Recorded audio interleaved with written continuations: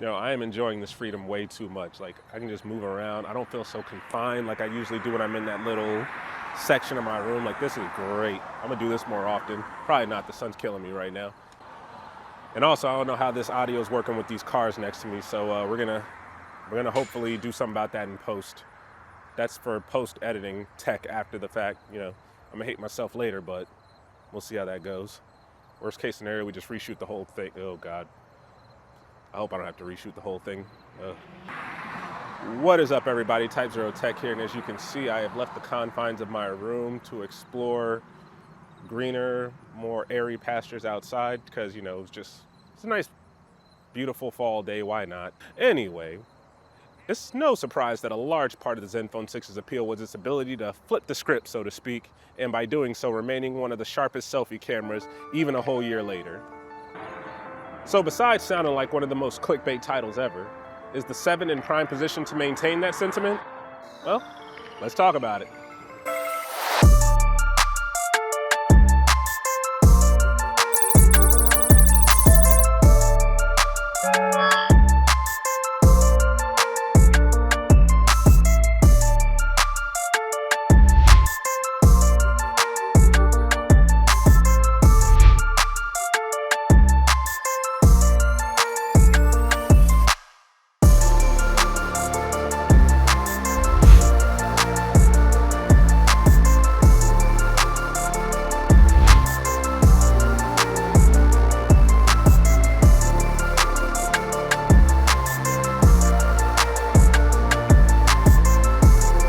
At first glance, the spec sheet tells the story of a very versatile loadout of lenses. The main camera houses the Sony IMX686 sensor, the direct successor to last year's 48 megapixel offerings.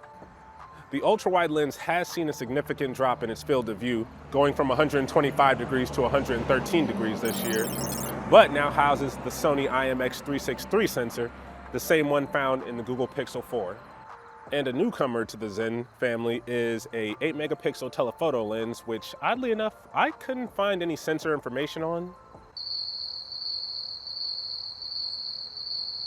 Don't let that awkward pause fool you. That might not necessarily be a bad thing. We're gonna find out. First up is Pro Photo Mode. Here you'll find all the knobs and dials, so to speak, that more experienced photographers can appreciate. All 3 of the lenses are accessible in this mode, and you even have a graphic leveler that detects tilt and angles and a histogram. Overall, this feature allows more precision and control over your shots and is always appreciated by me in any smartphone that includes it. Next up is night mode. While you can argue that it's not as good as the Google camera apps, Asus did strive to improve it a bit. This year, you'll see it gives you the choice of shorter and longer shooting times. These are automatically generated by the software, depending on how dark it is, in hopes of getting you the best image possible given the conditions. Now, whether those results are acceptable or not are completely subjective, so that'll be up to you to decide. I can still appreciate Asus putting in the effort, and I really hope they actually build on this in the future. Auto panoramic mode makes a return with the addition of selectable lenses. While you don't have access to all 3, you get your choice between the ultra-wide and the main lens, which are presumably the best sensors in the whole device. You also have the choice of switching to manual mode should you desire more control over your shot. Although, to be honest with you, I don't know why you would. I love auto pano mode even though I don't use it that much. It's just, I don't know, it's just really cool. But at least you got the option. Functionally, portrait mode hasn't changed much, but it does return with the addition of preloaded camera angles. To be honest with you, with my experience with the Zenfone 6, I always preferred the natural bokeh of the main lens versus the fake one of the portrait. It always just, I don't know, it looked a lot cleaner to me, so I didn't really use this mode all that much. And honestly, unless there's been some big changes with it, I don't see myself moving it going forward. I mean, so far in my testing, I'm sticking with the main lens. That's not a knock on that portrait mode, it's just I prefer the natural look better. By the way, those preloaded camera angles have also made their way to the main photo mode, which also retains a lot of its features from last year.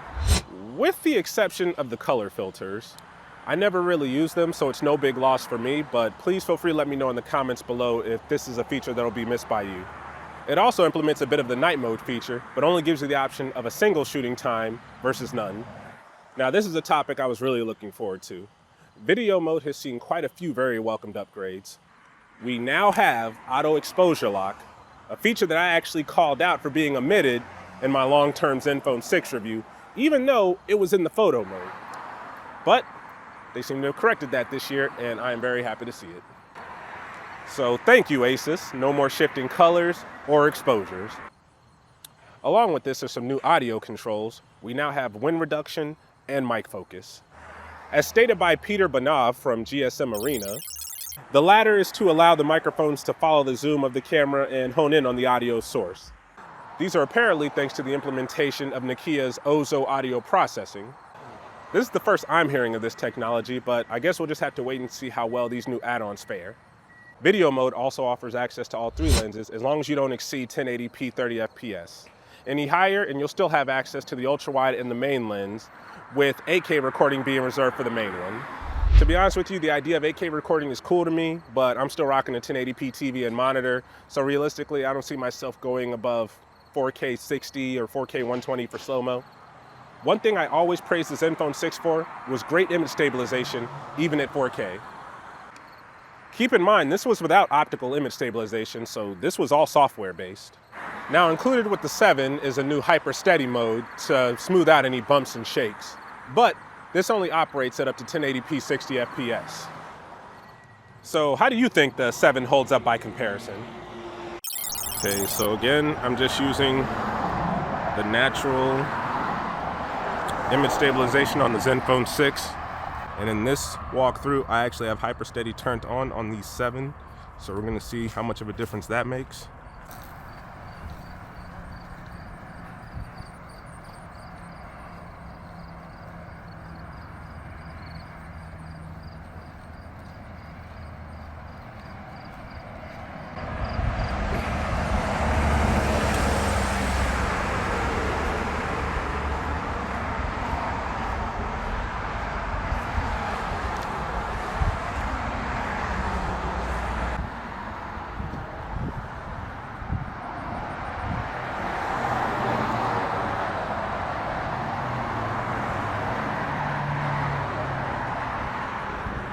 Keep in mind, people, the Zenfone 7 does not have optical image stabilization. That is on the 7 Pro, so everything you're seeing is all happening electronically.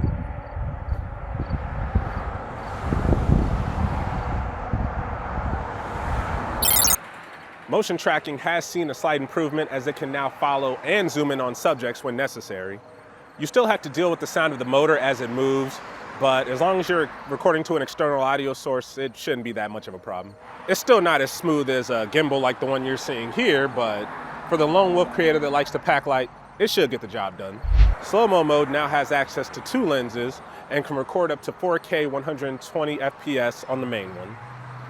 Time-lapse has seen some generous upgrades, with users now having the options of selecting recording speed and video length, as well as an auto zoom feature for added dramatic effect.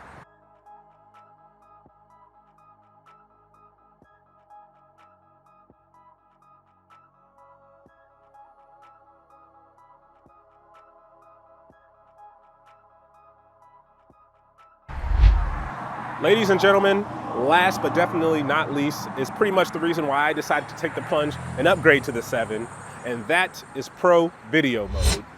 Ever since I started using Filmic Pro, I realized just what could be achieved if you took the time to learn what all those confusing settings do.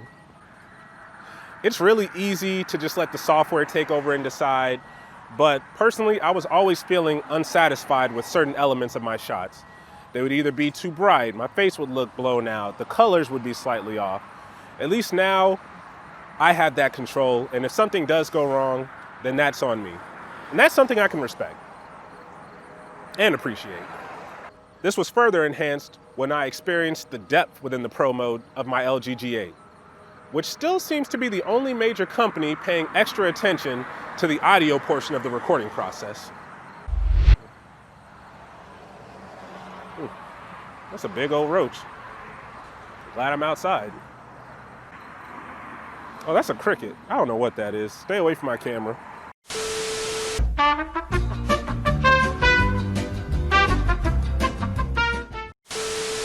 My biggest gripe with the Zenfone 6 was how it didn't seem to take video recording seriously. I kept saying if I could take the Pro Video mode from the LG G8 and mix it in with the flip camera functionality of the Zenfone 6, this phone would be a problem. Enter Pro Video mode now. All the bells and whistles are included. We got white balance, we got exposure value, we got ISO, shutter speed, manual focus. It's all here. All the lenses are available for up to 1080p 30 FPS. The usual suspects, 4K 60, and 8K still only being reserved for the main lens, which is fine. I'm not gonna be recording that often in that resolution. They even have expanded audio features compared to the regular video mode. Along with wind noise reduction, we get to set the recording direction between 3D surround, mic focus, rear receiving, front receiving. We get a histogram, a volume monitor, even this new selective zoom feature which focuses in on a certain area of your image while you're recording.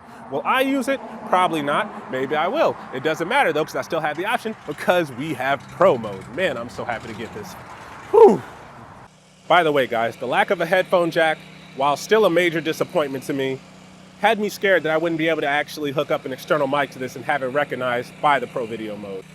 Well, now I can say with confidence that if you have a compatible USB-C to 3.5mm adapter, mine is the one that came with the Essential phone, this is not a problem. It even notifies you this time around that it's using it. The Zenfone 6 for some reason could use an external mic, but it gave you no indication it was. I had to actually test it out to find that out myself.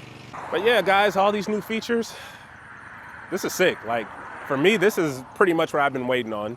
And honestly, if they ever decide to bring the headphone jack and make one little addition that I'm gonna get to just a little bit later, then this is the ultimate content creation phone. Okay, let me stop overhyping it. This isn't the ultimate content creation phone, especially in this iteration now. It's a great one, it's a versatile one, it's a strong one.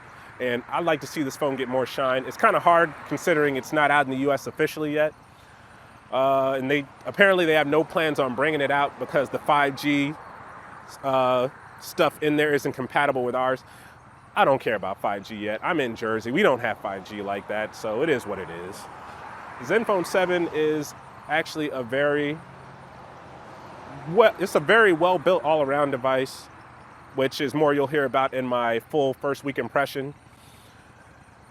But now everything regarding the camera, it's awesome. It's awesome. It's not the perfect camera. There are some improvements that could be made, but I mean, for what you have right now, this is one of the strongest contenders. In the scope of everything we've discussed so far, if you keep in mind that all the features I've gone over are still available to you when you flip that camera around and turn it to selfie mode, that title doesn't seem as clickbaity, does it? Now, we just need Asus to stop using USB 2.0. I gave this a pass last year because the Zenfone 6 it was new. I know they were taking risk with it with that movable camera module. Now that we've experienced it and a lot of us know that it's reliable and it's well built, and especially now that they've increased that price by $250. Now granted, I'm not gonna stand here and say that that price increase wasn't fully justified. There's some things I'm gonna get to in my first week impressions that could actually probably justify it a bit. But at that price point, with this type of device, with you taking video recording seriously, with you offering 8K recording, how are we using a USB technology that was introduced 20 years ago? And again, I don't want to harp on this. I don't want to be that guy that tries to say that this ruins the device, because it doesn't.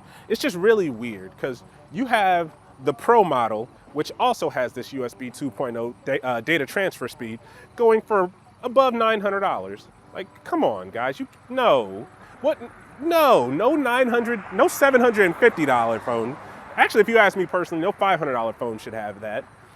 Actually, you know what? No, forget it. No phone should have USB 2.0 in 2020. They all need USB 3, but I get that that's not a priority for a lot of people, and that's how they cut. But when you have a phone that you're charging $750 to $900 for, that's got to go. We can't be having USB 2.0. Again, it's 20 years old. That's insane to me. I have 4 phones that are working on USB 3.0 at least. The LG G8, the Essential phone, the Moto Z2 Force. What was the other one? I believe my Samsung Galaxy S5. You have USB 3.1 in the ROG Phone 3. The Zenfone needs that. So if you do a Zenfone refresh or if you do a Zenfone 8, please do a Zenfone 8 because you guys are killing it. Please let this be the last year that you guys use USB 2.0. If I'm reflecting on it, if that's my biggest complaint about the device is the data transfer speed, you guys are doing pretty well. So let's just fix that next year. Y'all can have a very solid device.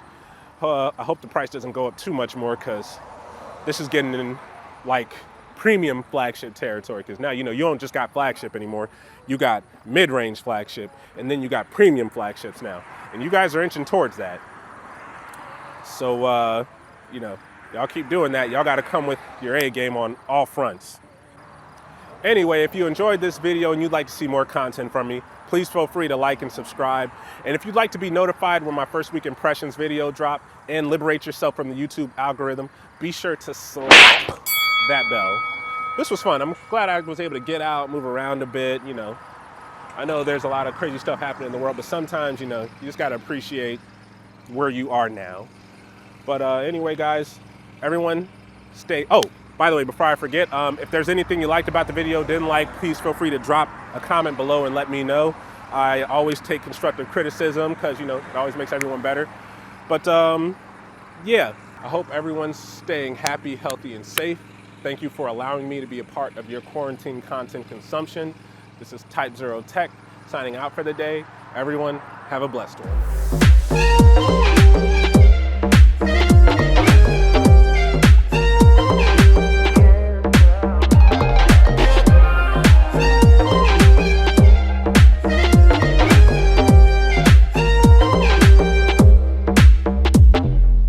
Staying up till 3 in the morning, thinking about you.